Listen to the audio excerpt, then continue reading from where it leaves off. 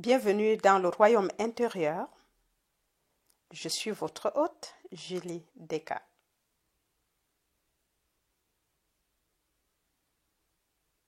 Le secret du succès par William W. Atkinson. Leçon 5. La force de l'âme. Traduction et narration par Julie Deka.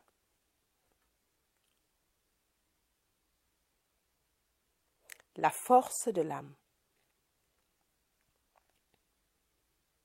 Nous allons d'abord parler de l'énergie, de l'enthousiasme et ce qu'elle signifie vraiment. Et puis, on parlera de ce que l'enthousiasme accomplit. Et enfin, comment communiquer l'enthousiasme.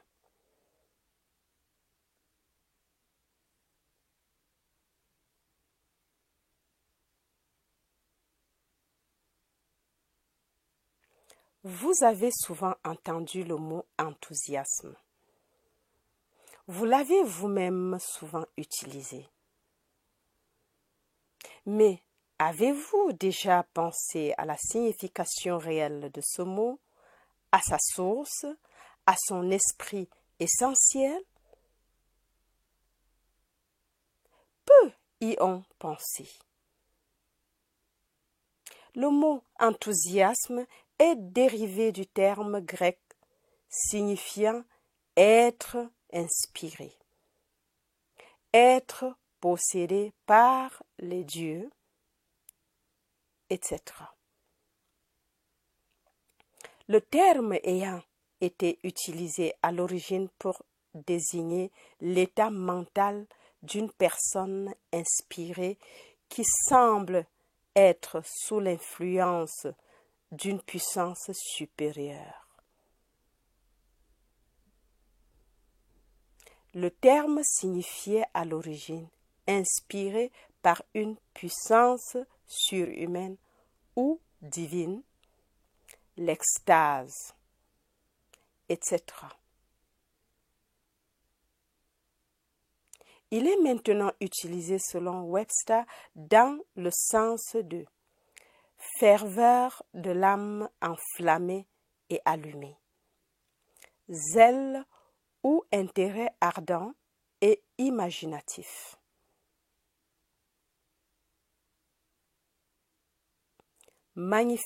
Manifestation vivante de joie ou de zèle, etc.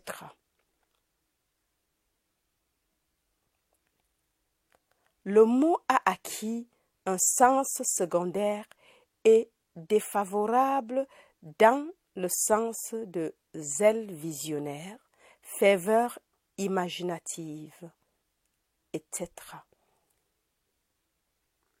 Mais son sens réel et premier est ce zèle ardent et vif, et cet intérêt pour une chose qui semble éveiller en activité certaines forces intérieures de sa nature. L'enthousiasme réel signifie un état mental puissant exercé en faveur ou contre une idée quelconque.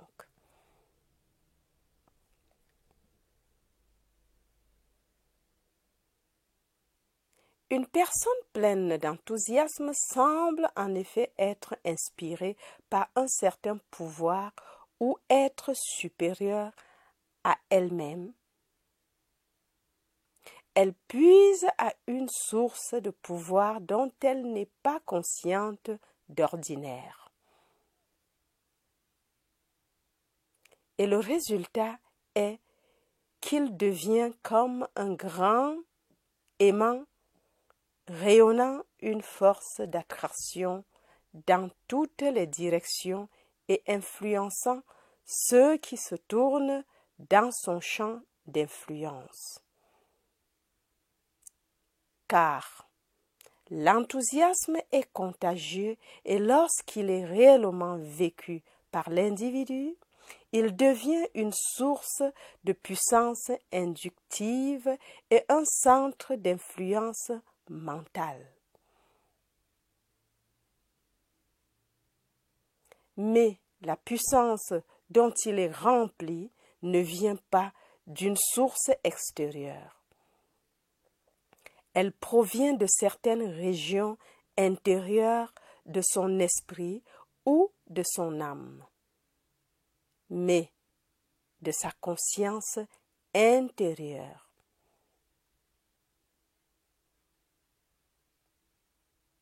Ceux qui ont lu notre petit manuel intitulé « Conscience intérieure » comprendront aisément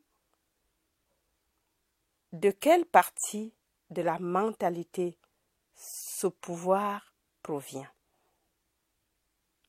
L'enthousiasme est en réalité le pouvoir de l'âme et lorsqu'il est authentique, il est reconnu et ressenti par ceux qui se trouvent dans son champ d'influence. Wow!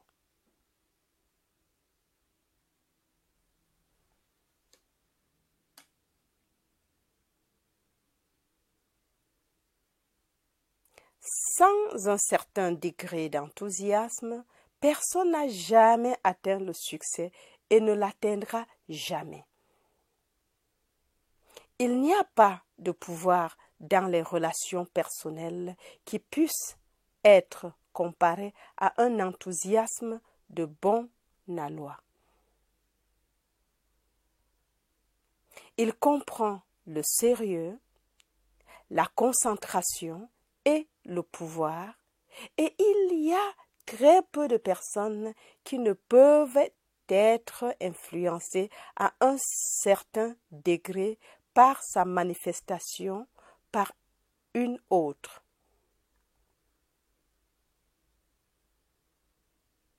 Peu de gens réalisent la valeur réelle de l'enthousiasme.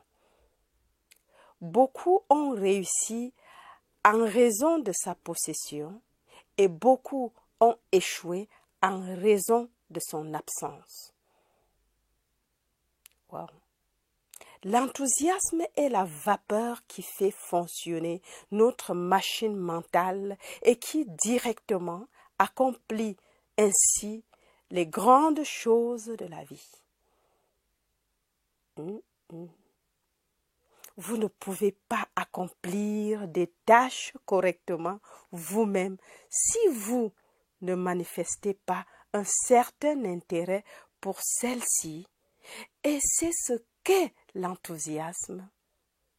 Mais l'intérêt plus l'intérêt inspiré par l'inspiration, voilà ce qu'est l'enthousiasme. C'est grâce à l'enthousiasme que les grandes choses de la vie peuvent être exprimées et accomplies. Wow! Encore. Vous ne pouvez pas accomplir des tâches correctement vous-même si vous ne manifestez pas un certain intérêt pour celle-ci, et c'est ce qu'est l'enthousiasme. Mais l'intérêt plus l'intérêt inspiré par l'inspiration, voilà ce qu'est l'enthousiasme. C'est grâce à l'enthousiasme que les grandes choses de la vie peuvent être exprimées et accomplies. Wow!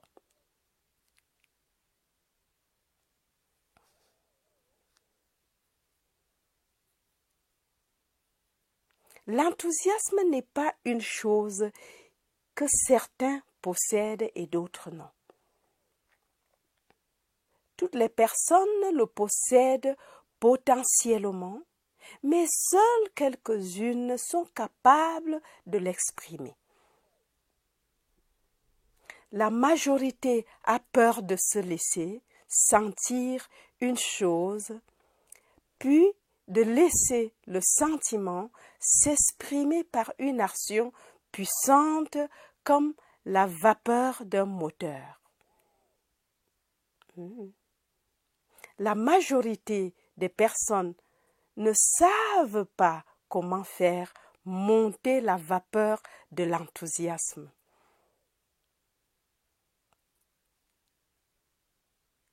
Elles ne parviennent pas à maintenir les feux de l'intérêt et du désir allumés sous leur chaudière mentale, et la conséquence est qu'elles ne parviennent pas à faire monter la vapeur de l'enthousiasme. Oh oh. L'enthousiasme peut être développé en cultivant l'intérêt et l'amour de votre tâche. L'intérêt, la confiance et le désir suscitent l'enthousiasme et il vous reste à le concentrer de manière à ce que son effet soit dirigé directement vers l'objet, la personne ou la chose que vous souhaitez déplacer, ou bien à le laisser se dissiper dans l'air sans résultat. Comme la vapeur, l'enthousiasme peut être dissipé ou utilisé en le concentrant. Il donne des résultats, mais en le gaspillant et en le dissipant bêtement, il n'y parvient pas. Plus vous vous intéressez à une chose, plus votre confiance et votre désir grandissent, et de là naît la vapeur de l'enthousiasme. Rappelez-vous donc toujours que l'intérêt est la mère de l'enthousiasme. Wow!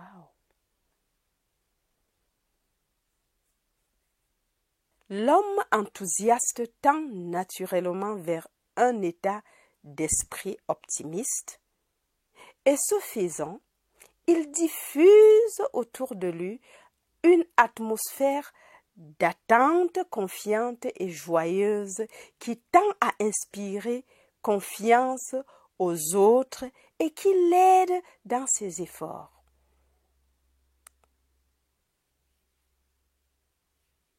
Il s'entoure d'une aura mentale de succès. Il fait vibrer succès, et ceux en présence desquels il vient prennent inconsciemment ces vibrations. Encore. Il s'entoure d'une aura mentale de succès. Il fait vibrer succès, et ceux en présence desquels il vient prennent inconsciemment ces vibrations. Wow. L'enthousiasme est très contagieux et celui qui en possède la qualité, le genre et le degré approprié communique inconsciemment son intérêt, son sérieux et ses attentes aux autres. L'enthousiasme joue un rôle important dans ce que l'on appelle le magnétisme personnel. Wow. C'est une qualité mentale vivante, chaleureuse et vitale qui accélère le pouls de celui qui l'utilise et de ceux qui en sont affectés. Il est différent de l'indifférence de sang-froid que l'on raconte si souvent dans les affaires et qui fait que beaucoup de ventes sont perdues et que beaucoup de bonnes choses sont refusées. Oh! Wow! L'homme qui manque d'enthousiasme est privé de plus de la moitié de son influence personnelle. Quelle que soit la qualité de ses arguments, quelle que soit la valeur de sa proposition, s'il ne possède pas la qualité vitale et chaleureuse de l'enthousiasme, ses efforts sont largement gaspillés et son résultat altéré.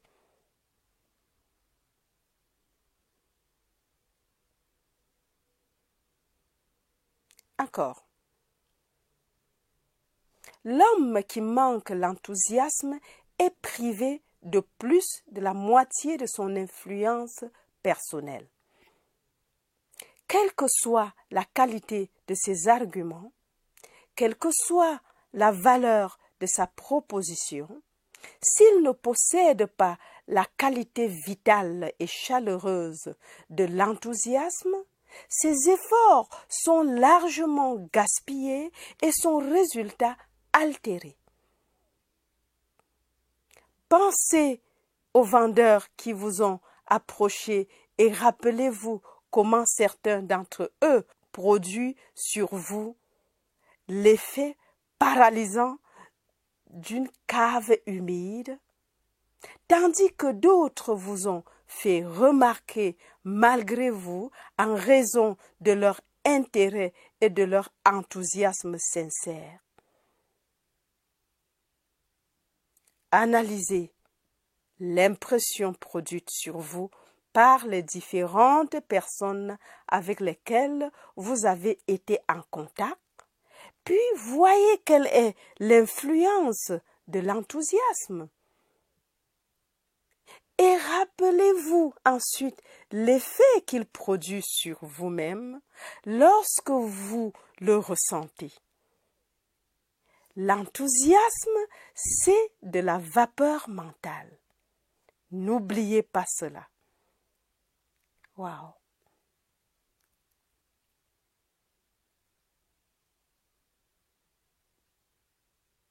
Il y a quelques jours, une tablette a été érigée dans l'un des grands collèges du pays en souvenir d'un ancien étudiant dans ces salles. Ce jeune homme a sauvé la vie de 17 personnes lors d'une grande tempête sur le lac. Il les a suivis à la nage un par un et les a tous amenés vivants. Il s'est évanoui d'épuisement et lorsqu'il a repris conscience, son premier mot était: les garçons, ai-je fait de mon mieux?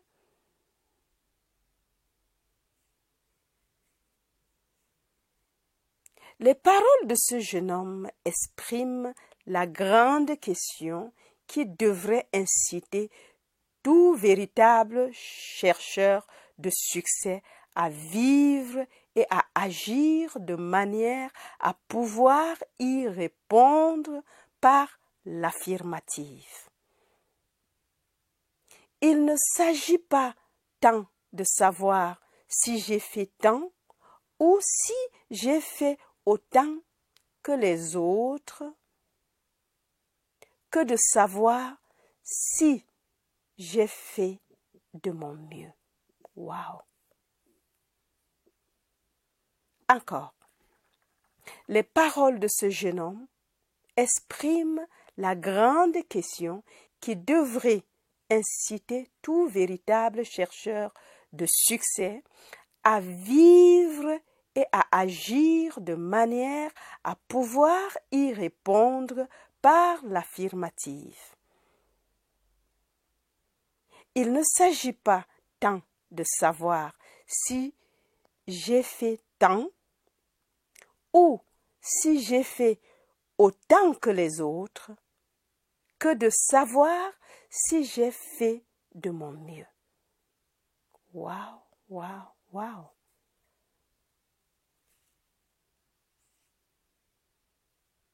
L'homme qui fait de son mieux n'est jamais un raté. il réussit toujours, et si le meilleur n'est qu'une pauvre jolie chose, le monde lui mettra quand même la couronne de laurier de la victoire sur le front quand il l'aura accompli. Celui qui fait de son mieux n'est jamais un lâcheur ou un esquiveur. Il reste à son poste jusqu'à ce qu'il lui ait donné le meilleur de lui-même à ce moment précis. Un tel homme ne peut jamais être un raté. Waouh!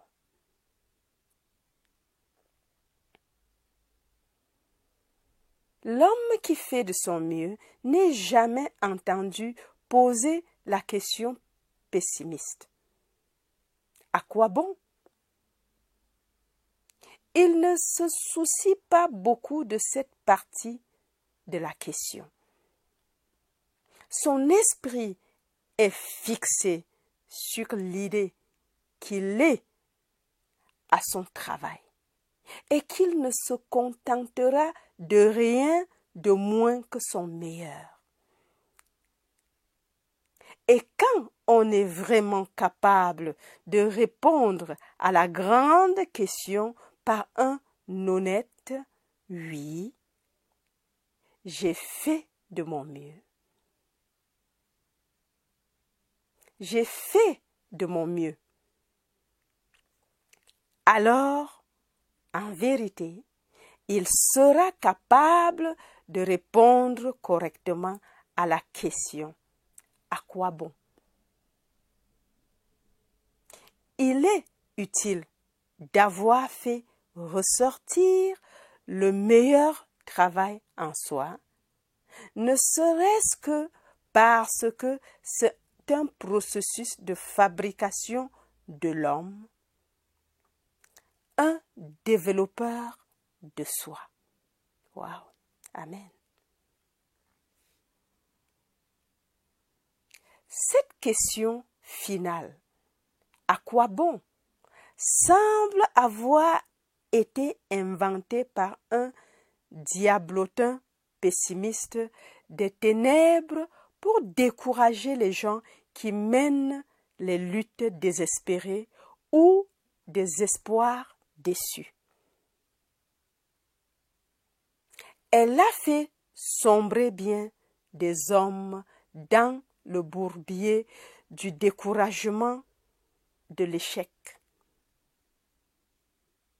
Chassez-le de votre esprit dès qu'il apparaît et remplacez-le par la question: est-ce que je fais de mon mieux? Wow. Sachant qu'une réponse affirmative règle également l'autre question. Tout est utile si c'est dans le bon esprit, pour une cause valable et parce que sa propre virilité l'exige.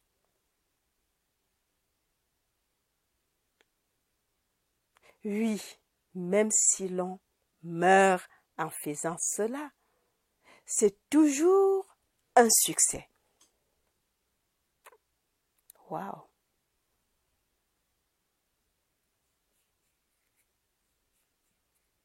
Écoutez une histoire racontée dans un récent article de magazine. C'est l'histoire d'un marin sur l'épave d'un bateau à vapeur allemand à kérosène qui s'est écrasé contre les rochers de la côte de Terre-Neuve au début de 1901. Le navire avait pris feu et avait été coulé sur un récif submergé à environ 1/8 de mille de la côte. La côte elle-même était un mur de quelques 400 pieds de haut. À l'aube, les pêcheurs sur le rivage ont vu que ces bateaux avaient tous disparu et que tout l'équipage et les officiers avaient apparemment été perdus, tous sauf 3 hommes. 2 de ces 3 hommes se tenaient sur le pont. Le 3e était en hauteur, attaché au gréement. Plus tard, les surveillants ont vu une vague énorme frapper le navire, emportant le pont et les 2 hommes qui s'y trouvaient. Plusieurs heures plus tard, ils ont vu l'homme dans le gréement le détacher et le frapper vigoureusement avec ses bras, manifestement pour rétablir la circulation qui avait été presque arrêtée par l'arrimage et le froid extrême. Qui avait été presque arrêté par l'arrimage et le froid extrême. Lorsque l'homme a alors enlevé son manteau, l'a agité au pêcheur en haut de la falaise et a ensuite plongé dans la mer.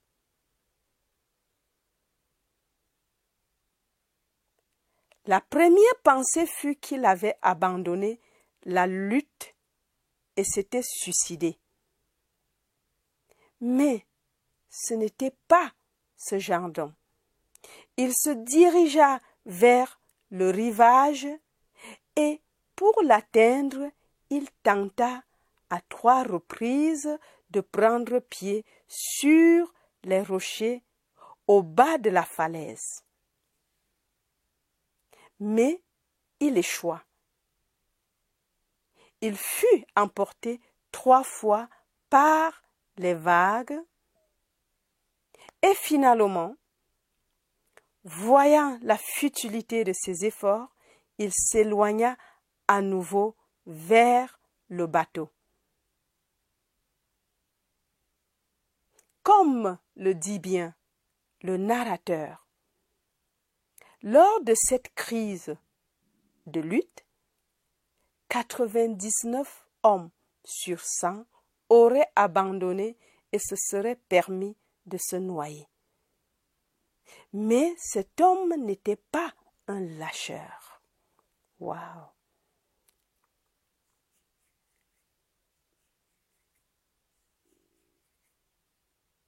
Après une bataille acharnée contre les vagues, l'homme a gagné le navire et, après une lutte désespérée, a réussi à l'aborder. Il grimpa de nouveau dans le gréement et agita la main vers les pêcheurs en haut de la falaise, qui ne purent l'aider. Il s'est vite attaché et jusqu'à la nuit, il a fait signe aux pêcheurs qui se trouvaient au-dessus pour leur montrer qu'il était encore en vie et qu'il avait du gibier.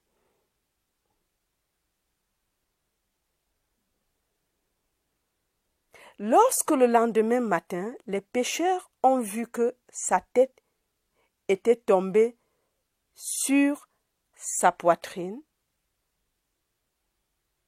il était immobile, gelé pendant la nuit. Il était mort. Son âme courageuse était allée à la rencontre de son Créateur. Et qui peut douter que lorsque cet homme s'est confronté à son Créateur, ses yeux regardaient fermement et courageusement vers la présence et ne se prosternaient pas dans la honte ou la peur. Un tel homme était en effet digne de faire face à son Créateur, sans honte et sans reproche. Comme l'a dit l'écrivain George Kennan, avec des mots qui font frémir, cet homme est mort comme un homme doit mourir dans ces circonstances adverses, en combattant jusqu'à la fin. Vous pouvez dire que c'est une folie et qu'il aurait mieux fait de mettre fin à ses souffrances en se noyant lorsqu'il s'est rendu compte qu'il ne pouvait pas atterrir au pied de la falaise. Mais au fond de votre cœur, vous rendez un hommage secret à son courage, à son endurance et à sa volonté indomptable. Il fut enfin vaincu. Mais tant qu'il avait conscience, ni le feu, ni le froid, ni la tempête ne pouvaient briser sa virilité. Waouh! Waouh!